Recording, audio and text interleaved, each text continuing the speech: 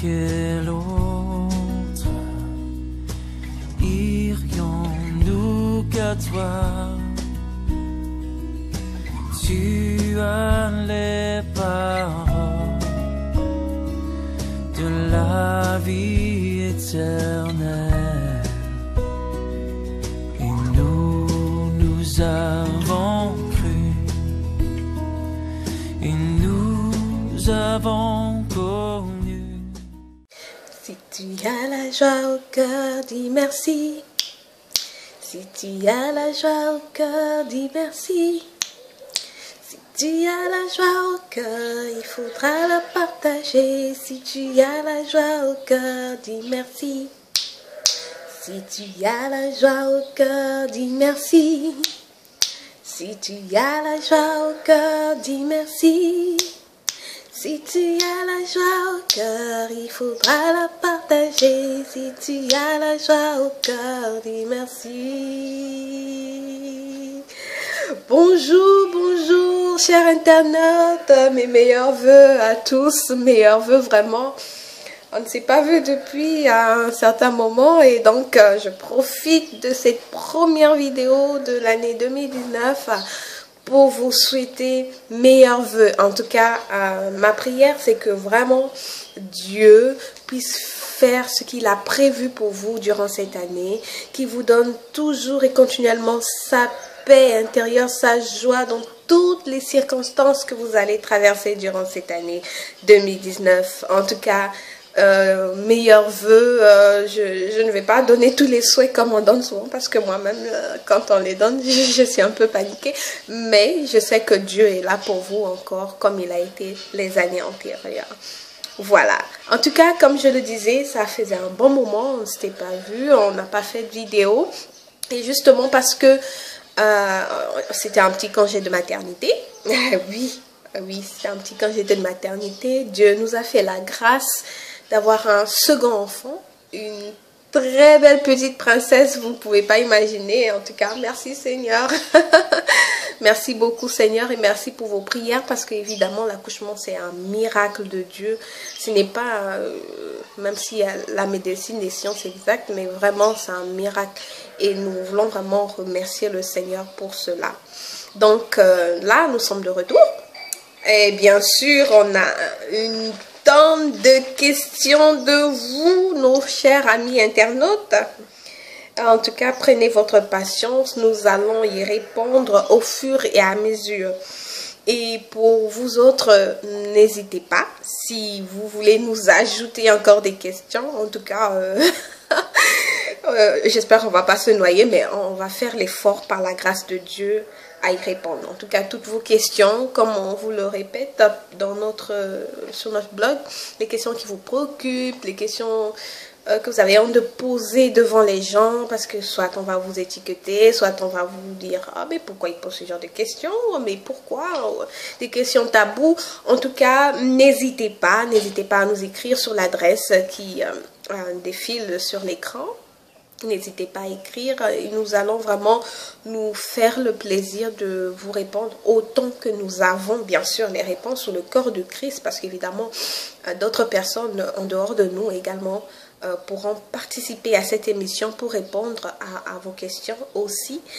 Et vraiment, même si nous n'avons pas de réponse à l'instant là ou à l'instant T même, nous allons prier pour vous que Dieu tranquillise votre cœur, parce qu'il n'y a rien de plus pire que quand on est paniqué par une question difficile ou une question qui nous embrouille un peu. Mais nous allons prier que Dieu tranquillise votre cœur, qu'il vous donne sa paix et qu'il décide lui-même de vous répondre au moment qu'il aura choisi. Voilà, ça sera ce que nous allons faire encore durant cette année et les années à venir par la grâce de Dieu. Alors, aujourd'hui, nous allons reprendre avec une question vraiment qui mérite notre attention pour toute cette année. En tout cas, nous allons, en tant qu'enfants de Dieu, être confrontés à ce verset durant toute cette année. Évidemment, l'année a déjà commencé. Il y a eu beaucoup de mauvaises nouvelles. Il y a eu beaucoup déjà d'épreuves, beaucoup de circonstances difficiles à supporter. Mais 1 Thessaloniciens 5,16 nous dit, soyez toujours joyeux. Oh, mais comment on va faire pour appliquer ça? Alors qu'on est en train de pleurer quelqu'un qui est mort, un être cher qui est mort, alors qu'on a une difficulté qu'on n'arrive pas à résoudre, comment on va être en train d'appliquer ce verset qui nous dit « Soyez toujours joyeux ». Comment c'est possible?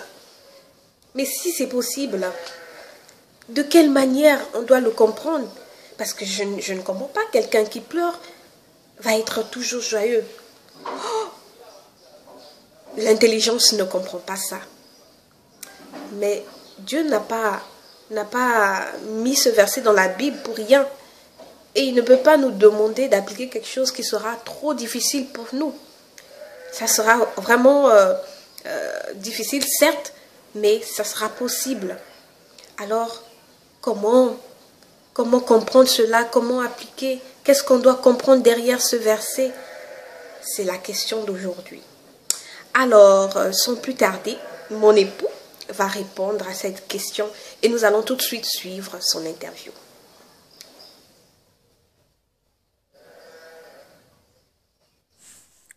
Soyez toujours joyeux. Est-ce possible? Très bonne question. Et j'avoue que quand j'ai reçu cette question de mon épouse, je me suis dit, ouais, très intéressante comme question. Mais en réfléchissant après, je me dis, tout dépend de la perception que nous avons des choses. Dans un premier temps, humainement parlant, être toujours joyeux est très difficile, sinon quasi impossible. Nous sommes fin de chair, nous avons plusieurs émotions, nous avons des changements d'humeur. Ça veut dire être joyeux 24 heures sur 24, 7 jours sur 7. Du 1er janvier au 31 décembre, sans aucune interruption, sauf peut-être lorsque nous dormons. Mais ça, c'est impossible, humainement parlant. Parce que, quand bien même nous avons tout, parce que en tant qu'humain, notre joie, elle dépend plus de ce que nous possédons, de ce que nous avons, de ce qui nous entoure. Et toutes ces choses sont éphémères, parce que ce que nous possédons à un moment donné ne nous apporte plus la joie que nous avions, mais aussi ceux qui nous entourent, ils ont tous leurs qualités et leurs défauts, et très souvent, on peut très vite être déçu si c'est d'eux que vient notre joie. Peu importe le type de relation que nous avons, que ce soit notre conjoint, notre conjointe, nos enfants, nos parents, peu importe, tous un jour ou l'autre nous déçoivent. Et c'est normal parce que ce sont tous des êtres faillibles. Mais par contre, lorsque nous décidons de placer notre confiance en Jésus, alors là, tout change. Tout change parce que notre joie à ce moment viendra de lui. Pas d'un être quelconque, qui soit un membre de notre famille ou autre, mais de Jésus-Christ lui-même qui nous promet de nous donner sa paix et de nous la donner pas comme celle du monde, mais une paix assez particulière. En effet, qui parle de joie parle au préalable de paix intérieure. Et la paix, c'est quelque chose, en fait, ça résulte d'une certaine certitude, d'une certaine assurance que demain ou qu'aujourd'hui, qu'à l'instant T, il y a quelqu'un qui prend soin de moi, en effet que tout va bien. Et quand bien même tout va mal, la paix nous montre que tout va bien. C'est ainsi que le psalmiste, il peut dire que, en effet, que même si une armée se campait contre lui, mon cœur n'aurait aucune crainte. Si une guerre se levait contre moi, je serais malgré cela plein de confiance. C'est un sentiment de certitude. Et c'est la base pour parler de joie. Parce que la joie, évidemment, on l'a parce qu'on exprime déjà une certaine confiance en soi, une certaine paix en soi. Et cette paix, c'est Jésus-Christ qui la donne. Et à ce moment, sa joie en lui se déverse dans notre cœur. Et c'est comme ça que vous verrez certaines personnes agonisant sur leur lit, souvent très malades. On raconte l'histoire d'un monsieur qui souffrait d'un cancer. Mais c'est cette personne qui consolait tout le monde, qui encourageait tout le monde. Les autres venaient à son chevet, ils pleuraient. Mais c'était plutôt lui qui était le réconfort. Et on voit l'histoire d'Étienne, lapidé. Mais il avait les regards fixés sur le Seigneur. Il était plein de joie. Il était en paix parce qu'il savait que ce qui se passait, ça n'allait pas et en aucun cas altérer ce que Dieu lui avait promis. En fait, c'est ça qui fait la base de notre joie. C'est pour ça que le psaume 46, il dit que Dieu est pour nous un refuge et un appui, un secours qui ne manque pas, qui ne manque jamais dans la détresse. Jamais dans la détresse. Alors, pas qu'il ne manque pas, mais qui ne manque jamais. C'est pourquoi nous sommes sans crainte et quand la terre est bouleversée et que les montagnes chancellent au cœur des mers. Alors, même si la nature est bouleversée, nous, on reste joyeux. Je perds un être cher, je reste joyeux. Pourquoi? Pas parce que je ne suis pas sensible, parce que je n'ai pas mal, parce que je ne pleure pas cet être cher, mais je reste joyeux parce que je sais que Dieu l'a permis. Et tout ce que Dieu permet est merveilleux, comme le dit dans Jérémie 29, 11, qu'il a des projets pour nous, pas des projets de malheur, mais de paix et de bonheur, afin de donner quoi? Un avenir et de l'espérance. Et c'est cette espérance-là, nourrie par son amour à lui, qui nous donne la paix. Et cette paix produit en lui une joie immense. Alors, vous verrez des gens qui sont toujours joyeux, qui débordent de joie. Non. Ce n'est pas parce qu'elle possède X ou Y chose, pas du tout. Mais c'est simplement parce que le Seigneur a déversé sa joie dans leur cœur. C'est parce que ces personnes savent aller chercher la joie là où elle se trouve. Car Christ est la joie. Autre chose, je nous invite certainement, et on va relire ensemble, le verset de Galates 5. En effet, parlons du fruit de l'esprit. Alors, qu'est-ce qui est dit au verset 22? Mais le fruit de l'esprit, c'est l'amour, la joie, la paix, la patience, la bonté, la bénignité, la fidélité, la douceur, la tempérance. L'esprit en nous produit la joie. Vous savez, lorsque vous plantez un arbre, si c'est un manguier, vous n'obtiendrez que des manguiers. Évidemment, c'est normal. Que des mangues plutôt. Ce qui est normal, car c'est ce que le fruit, c'est ce que cet arbre-là lui-même peut produire. Alors, quand on laisse l'Esprit Saint en nous, nous diriger, nous remplir de sa présence, évidemment, nous produirons de l'amour, mais nous aurons aussi de la joie, parce que c'est un fruit. Nous aurons la paix, nous serons patients, nous serons pleins de bonté, nous aurons la bénignité, nous serons fidèles, nous serons pleins de douceur, de tempérance.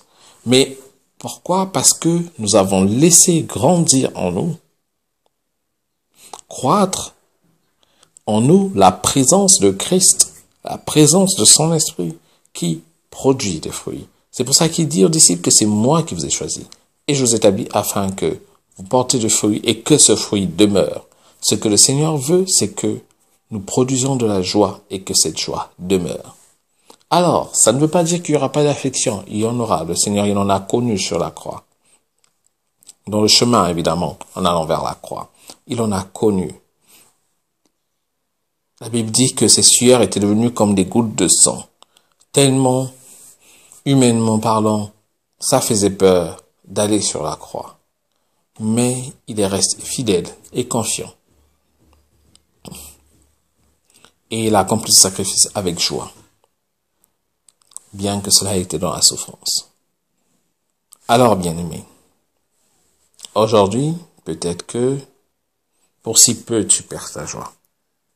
Alors, ce que j'aimerais t'encourager à faire, c'est déjà te souvenir que la véritable joie, c'est Christ qui la donne. C'est Jésus-Christ qui la donne. Sans lui, elle n'existe pas. Deuxième des choses, comment la garder en moi? C'est en demandant au Saint-Esprit de me remplir. Oh oui, soyez remplis du Saint-Esprit. Ne vous enivrez pas de vin, comme le recommande l'Écriture. Soyons remplis du Saint-Esprit et nous aurons la joie en permanence.